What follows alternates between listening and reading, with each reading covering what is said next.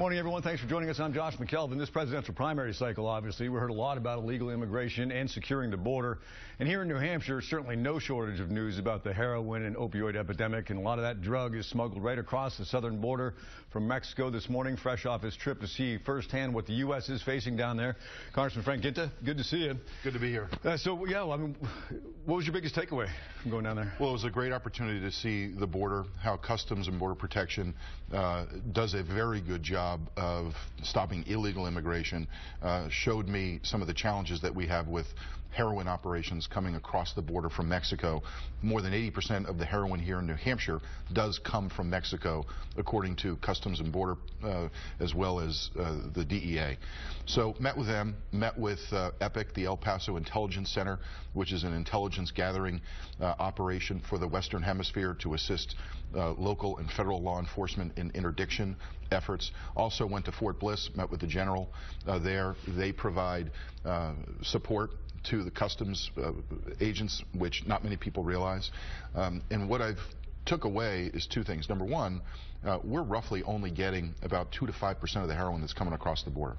And secondly, you mean New Hampshire, no, U.S. the United States is only stopping about 2% of the heroin, 2 to 5% of the heroin that's coming across the border. We haven't been talking about this as a nation. And one way to help those people who are addicted to heroin is to reduce the amount of heroin that's coming into this country.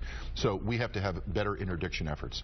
The second concern I have is that in the president's drug policy, we no longer have eradication efforts in Mexico, where this is being grown and packaged and then delivered to the United States. So I plan on talking with Mexican officials to see what we can do to modernize agreements and change that drug policy. And you talked about the eradication.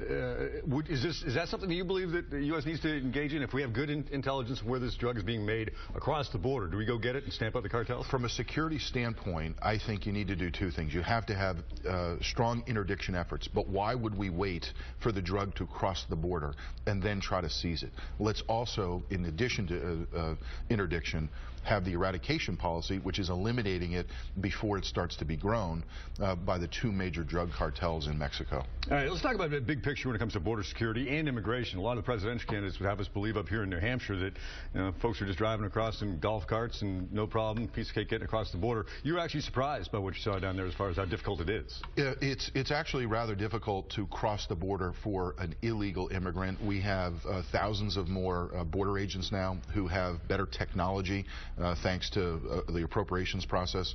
And we do have new fencing in lots of areas. I saw, Josh, an area in El Paso where 5 years ago the fence consisted of 3 barbed wires, and that was it. Today, you have an 18-foot metal fence with surveillance and Border Patrol agents, so the number of people trying to come across the border has diminished almost overnight, and then the number of arrests, not because they're not doing their job, but because there are far less people coming across the border in that manner. That doesn't mean that we have no more work to do. There are places in California, New Mexico, and Texas and Arizona where there still are areas that we've got to do a better job. So Customs does need to fill their complement. They're about 1,500 short, and I think we need to consider even more appropriations. When you say 1,500, you mean in terms of staffing? In terms of staffing. So they're continuing to staff up. Right. They need at least another 1,500 agents, and I think we need to look at even increasing that number so we have every area of the border covered. But my concern is how much heroin is still getting across the border, primarily through the port of entry of San Diego. It's the largest port of entry. There's the balance between commerce and dealing with the heroin coming across. There are 2 or 3 main types of ways. Through a vehicle, someone actually ingests the heroin and brings it across. And then the tunnels. There are tunnels that exist that we have to identify and fill. And if we do those things, those simple things, I think we can absolutely reduce the amount of heroin that comes across the border. But this is where the intelligence operations come in from EPIC, as well as the Joint Task Force North, which is an Army task force that provides supplemental assistance to the agents. Sure, but even after it crosses the border, we're still talking about 3,000 miles before the drug makes it to New Hampshire. Talk about the communication, or maybe the lack of communication between state agencies in the federal government and locally. Those supply lines start with a lot of gangs in California, and then they move west to east into Massachusetts, and then up the different corridors into New Hampshire and northern New England. EPIC, the El Paso Intelligence, is the intelligence operation for the Western Hemisphere that works with federal, state, and local agencies, including police departments, to identify through their intelligence gathering capabilities who these individuals are, where these supply lines are. So I plan on bringing representatives of EPIC to New Hampshire to meet with not just our state agencies, but local police departments, so we can work more collaboratively in a way to identify those supply lines. You can't just go after the drug cartels. You also have to go after those mid-level dealers in those supply lines in the United States. One more question on this, and maybe we don't even have an answer for it. It would seem that New Hampshire was almost targeted for a market by these dealers. Other states don't have the problem. I mean, they have the problem, but not to the degree we're seeing it here. Why? What makes New Hampshire different? Josh, we had 428 people die last year. That's 1 out of every 3,000 residents. That is a significant problem. We're third per capita in the United States. There are other states that have the same problem. We highlighted it, I think, through the presidential primary process, and I commend people in New Hampshire for bringing it to the attention of the national media. Now, I have 70 members on the task force, the Congressional Task Force to Combat Heroin that I chair. A year ago, we had nobody, because members weren't aware. There is awareness now. When I talk to the DEA, the head of the DEA, he tells me there's no rhyme or reason for New Hampshire or Ohio or West Virginia, and then there's no rhyme or reason why it's not rampant in Texas, where a lot of this does, or Southern California, where a lot of it does cross the border. So we still have to try to figure that out. Is there a target market in New Hampshire and New England? But so far, DEA doesn't have a clear answer on that. Yeah, big problem, obviously. Let's talk about the campaign. You're up for re-election. You're going to be facing a primary challenge, it looks like, from Rich Asher, we know, and Pam Tucker, state rep. What do you make of that field? Well, you know, it's interesting. In New Hampshire, everyone seems to have a primary cycle.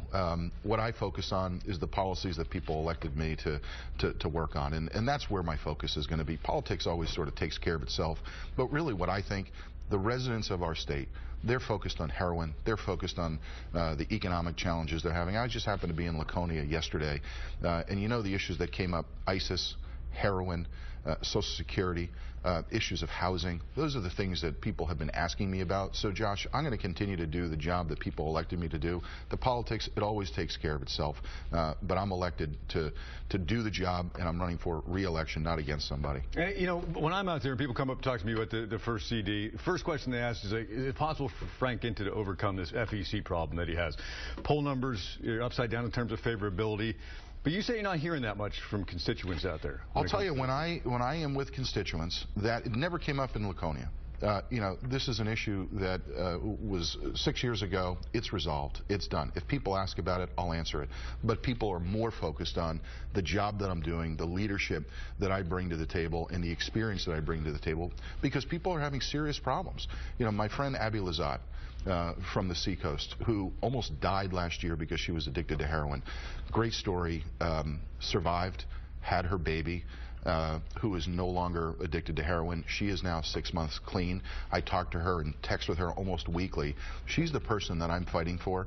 Those are the people that care about who leads and who represents them, and that's why I'm so passionate about this issue and making sure that no other family has to go through what Abby went through or what many of our friends and families continue to go through. It's a huge problem, but if we've learned anything from this cycle, people there's an appetite for something different. Obviously, the status quo isn't good enough right now for whether it's Donald Trump or Bernie Sanders and the energy that their campaigns have seen.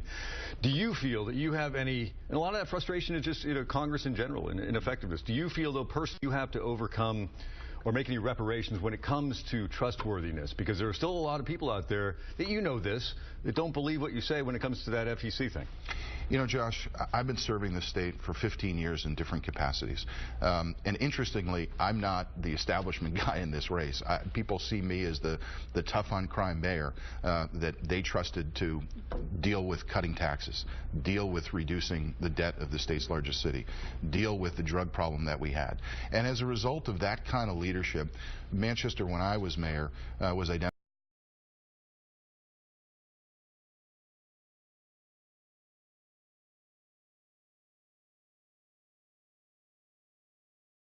largest cities in America. That's the passion and leadership that I bring to this responsibility I have now as a member of Congress, as a member of the Budget Committee, as chairman of the Task Force to Combat Heroin. At the end of the day, when it's gut check time, people want to know that they have tested, bold leadership. That's what I brought to the table. That's what I'm going to continue to bring to the table. So you don't feel there's no regrets, and you don't feel like there's any apologies you need to make? Look, I've already dealt with all that, and the reality is, you know, I said I made a mistake. I've resolved it. I'm doing the job that people elected me to do. And, you know, when I meet with people across the state, yesterday in Laconia, people, you know, I met a woman who had 2 family members die of heroin, one last week. She was almost in tears. That's what she cares about. That's what people care about. That's the focus that I should have. And again, the politics will take care of itself. You know, I'll do my job. I'll focus on re-election. I'm not running against anybody. I'm focusing on the type of congressman people want me to be. How does the Republican Party get back together? Again, from the Donald Trump aspect of it, to the national level, we've seen it. You know, all bets are off in terms of presidential politics. And this year, obviously, I think exemplifies that. The reality, I think, is while we're going through this presidential primary process, a lot of challenges. You're down to 3 people. Who knows if we're going to have a brokered convention? It appears that we may, just based on the delegate count. I think the way to sort of bring this party together is by talking about leadership for the nation and what we need to do after the 8 years of this president. And that kind of leadership and that kind of discussion, after we have this long family discussion about who the nominee is going to be, I think that individual will bring the party together. What I'm doing here in New Hampshire to try to make that happen is not to disparage anybody, to talk about the good ideas that Republicans are bringing to the table and the solutions that we can work with Democrats, like I've done with Andy Custer, not just on the Stop Abuse Act, but on other, you know, Veterans Choice Card. That's what people really want to see. They want to see a principled leader who can work with members of the other side of the aisle. I suspect that at the end of this presidential process, that's what we're going to have in our nominee. All right. Well, best of luck to you moving forward. Thank you very much. Good to see you. We're right back with more. Stay with us.